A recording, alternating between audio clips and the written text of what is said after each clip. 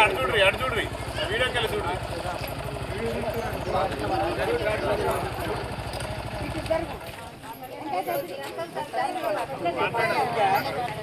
చెప్పు ఈరోజు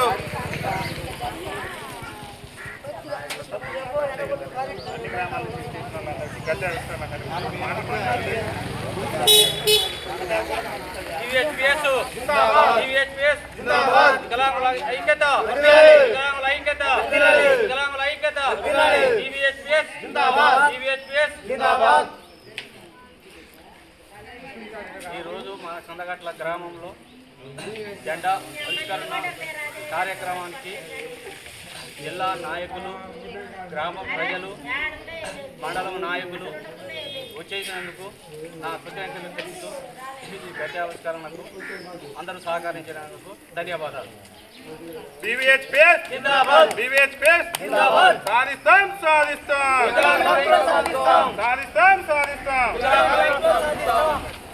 అదేవిధంగా జిల్లా యువజన విభాగ అధ్యక్షుడు గుంటి శివ గారిని మాట్లాడవలసిందిగా కోరుతున్నారు.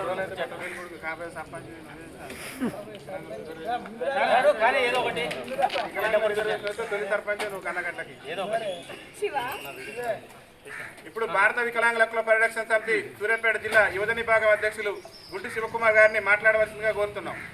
ఈరోజు కందాట్ల గ్రామంలో నిర్వహించినటువంటి భారత వికలాంగుల హక్కుల పరిరక్షణ సమితి జెండా ఆవిష్కరణ కార్యక్రమానికి ఇచ్చేసిన జిల్లా నాయకులకు, రాష్ట్ర నాయకులకు ప్రతి ఒక్కరికి పేరు పేరున ధన్యవాదాలు తెలియజేస్తూ, అలాగే ఈ రానున్న ఎన్నికల్లో గ్రామ పంచాయతీ ఎన్నికల్లో వికలాంగులకు తప్పకుండా స్థానిక సంస్థల్లో రిజర్వేషన్ కల్పించాలని, అలాగే రాష్ట్ర స్థాయికి, మండల స్థాయి, జిల్లా స్థాయి ప్రతి ఒక్కరికి మా సంఘం తరఫున వికలాంగులు ఎవరైతే ఉన్నారో వాళ్ళకు తప్పనిసరిగా రాజకీయ రిజర్వేషన్, అలాగే ఈ కాంగ్రెస్ గవర్నమెంట్ ఇచ్చిన హామీ ప్రకారం 6,000 రూపాయల పెన్షన్ వెంటనే ఇవ్వాలని తెలియజేస్తూ బీబీహెచ్పీఎస్ జిందాబాద్.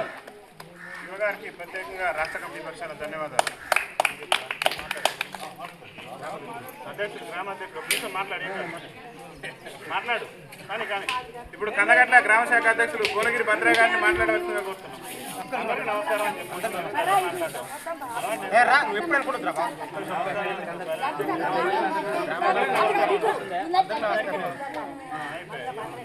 కందగట్ల గ్రామ శాఖ ఉపాధ్యక్షులు ఆరూరు బాబు గారిని మాట్లాడవలసిందిగా కోరుతున్నాం.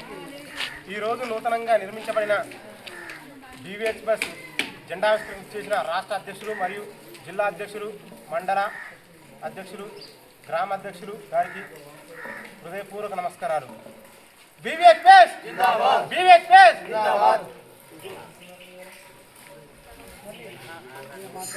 అదేవిధంగా జిల్లా మహిళా అధ్యక్షురాలు వీరమ్మ గారిని కూడా మాట్లాడవలసిగా కోరుతున్నారు.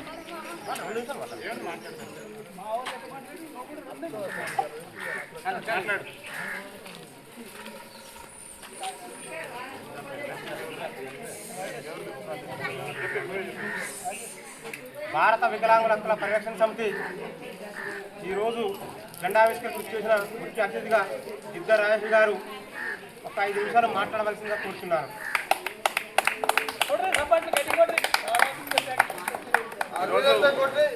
ఈరోజు భారత వికలాంగుల హక్కుల పరిరక్షణ సమితి జిల్లా అధ్యక్షులు గోగుల శేఖర్ రెడ్డి గారి ఆధ్వర్యంలో మరి కందగట్ల గ్రామంలో నిర్వహించినటువంటి జెండా ఆవిష్కరణ కార్యక్రమానికి నాతో పాటు విచ్చేసినటువంటి జిల్లా యువజన విభాగం అధ్యక్షులైనటువంటి గుంటి శివకుమార్ గారికి, జిల్లా నాయకులైనటువంటి ఉప్పునూతల నరసయ్య గారికి, అదేవిధంగా జిల్లా ఇక్కడ గ్రామశాఖ అధ్యక్షులైనటువంటి కోనగిరి భద్రయ్య గారికి, జిల్లా మహిళా నాయకురాలు వీరమ్మ గారికి, అదేవిధంగా ఇక్కడ మండల సీనియర్ నాయకుడిగా ఈ గ్రామశాఖ ఉపాధ్యక్షునిగా పనిచేస్తున్నటువంటి ఆరూరు బాబు గారికి, అదేవిధంగా ఈ సమావేశంలో పాల్గొన్నటువంటి వికలాంగుల సోదరులకు, అదేవిధంగా వృద్ధుల అమ్మలకు, అదేవిధంగా అక్కలకు, చెల్లెలకు అందరికీ కూడా భారత వికలాంగుల హక్కుల పరిరక్షణ సమితి రాష్ట్ర కమిటీ పక్షాన ప్రత్యేకంగా ధన్యవాదాలు తెలియజేస్తున్నాం.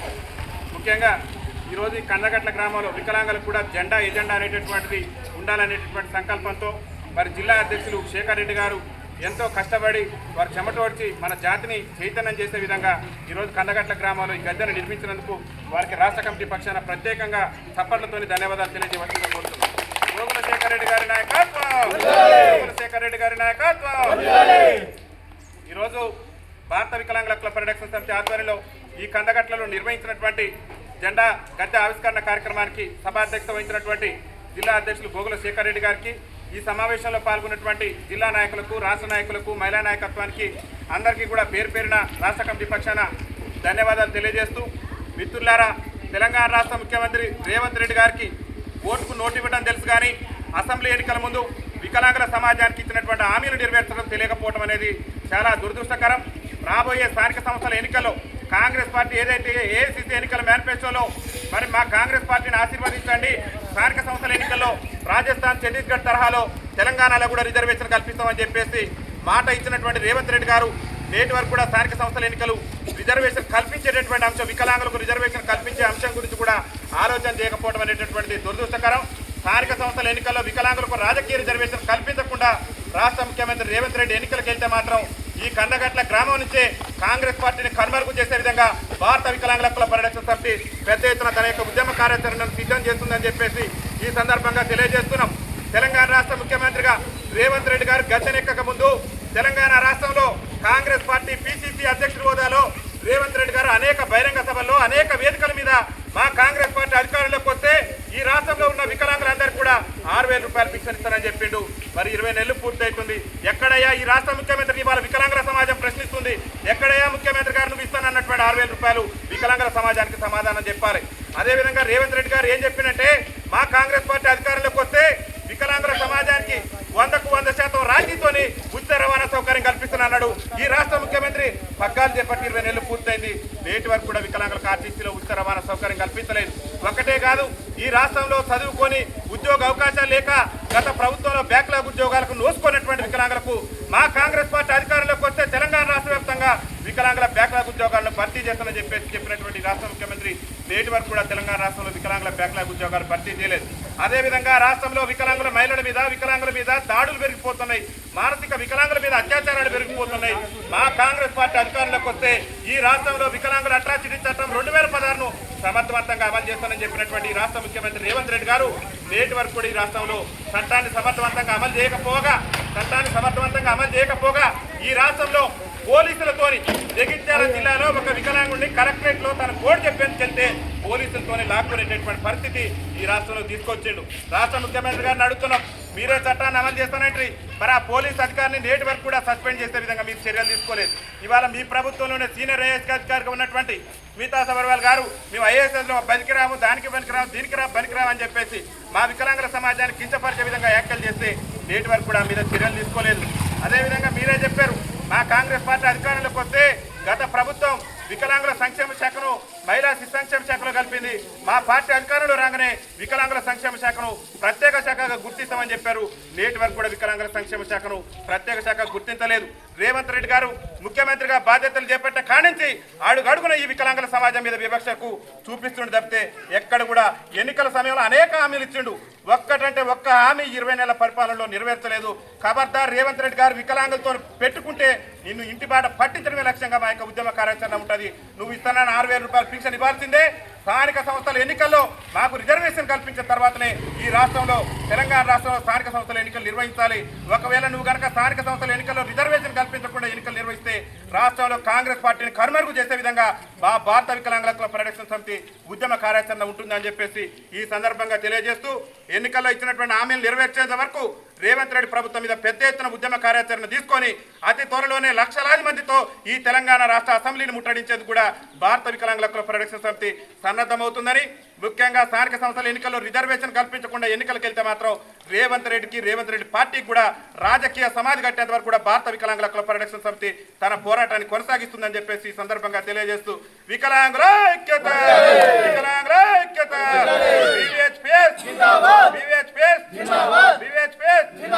సాధిస్తాం సాధిస్తాం సాధిస్తాం సాధిస్తాం వికలాంగుల ఐక్యత కల్పించాలి. స్థానిక సంస్థల ఎన్నికల్లో వికలాంగులకు రాజకీయ రిజర్వేషన్ కల్పించాలి. స్థానిక సంస్థల ఎన్నికల్లో వికలాంగులకు రాజకీయ రిజర్వేషన్ మరి ఈరోజు ఈ సమావేశాన్ని ఇంత పెద్ద ఎత్తున ఏర్పాటు చేసి ఇంత దిగ్విజయం చేసినందుకు మళ్ళీ ఒక్కసారి జిల్లా అధ్యక్షులు గోగుల శేఖర్ రెడ్డి గారిని ప్రత్యేకంగా అభినందిస్తూ వారిని వారి సతీమణి రమ గారిని ఇప్పుడు శాల్వాగా అందరం కూడా సన్మానించుకోవాల్సిన అవసరం ఉన్నది.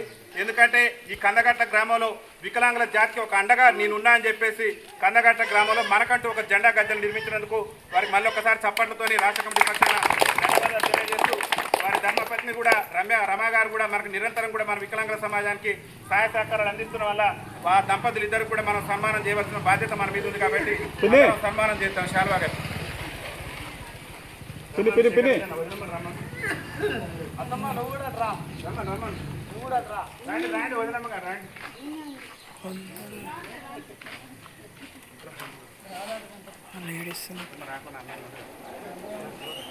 వికలాంగుల ఐక్యత, వికలాంగుల ఐక్యత, జిందాబాద్.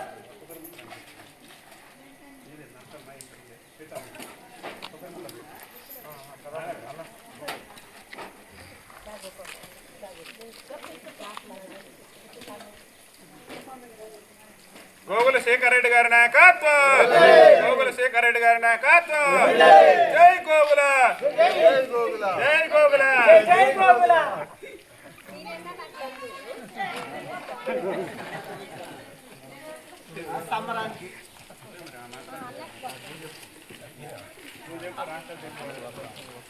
అదేవిధంగా రాష్ట్ర అధ్యక్షుల వారిని గోగుల శేఖర్ రెడ్డి గారు మరియు గుంటి శివ ఇద్దరు కలిసి శాల్వా సన్మానం చేయవలసిన కోరుతున్నాను.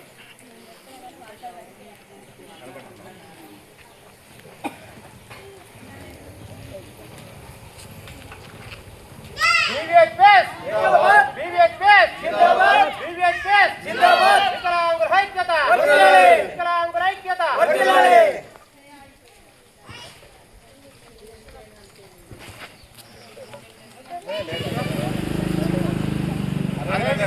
జెండా గద్దె నిర్మాణంలో కూడా క్రియాశీలక పాత్ర పోషించి మరి సహకారం అందించినటువంటి జిల్లా యువజన విభాగం అధ్యక్షులు గుడ్డి శివకుమార్ని రాష్ట్ర కమిటీ పక్షాన మేము సన్మానిస్తున్నాం.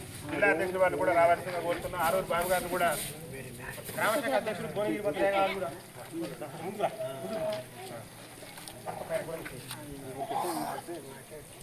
వికలాంగుల ఐక్యత.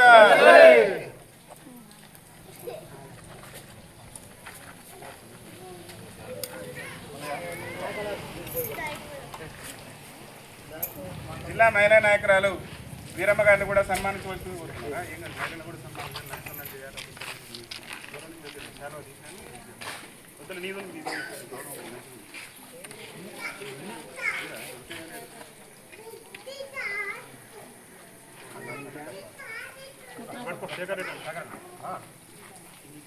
వికలాంగుల ఐక్యత, వికలాంగుల ఐక్యత. టీవీహెచ్పీఎస్ జిందాబాద్, టీవీహెచ్పీఎస్ జిందాబాద్.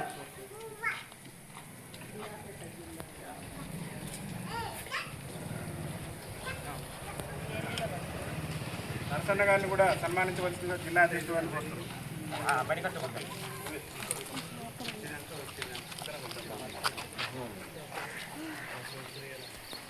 అయిపోయింది కొద్దిసేపు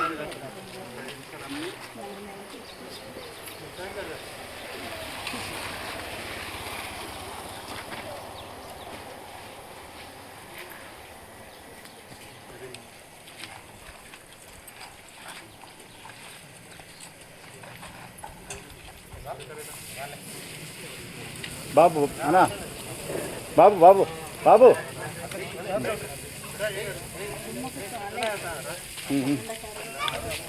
అదేవిధంగా గ్రామశాఖ అధ్యక్షులు భువనగిరి భద్రయ్య గారిని కూడా రాష్ట్ర అధ్యక్షులు జిల్లా అధ్యక్షులు సన్మానించాలని కోరుతున్నాను.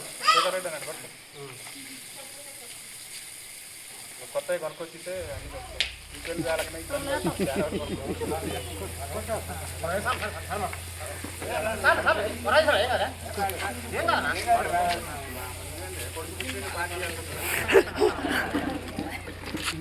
మన ఆరుడు బాబాల తండ్రి కొడుకు బిడ్డ మన అందరికి పార్టీ ఇవ్వాలి, పాటిస్తాడు. పిల్లలు ఎట్టుంటారే తిరుగుతాడు అట్లా రావాలి, మంచి చదవాలి, జాబ్ కొట్టాడు.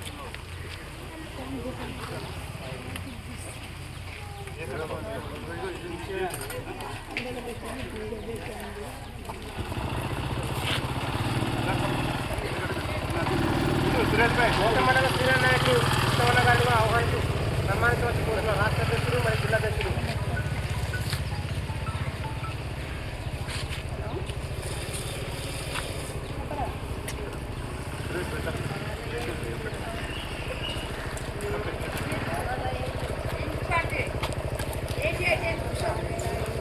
రావాలి సార్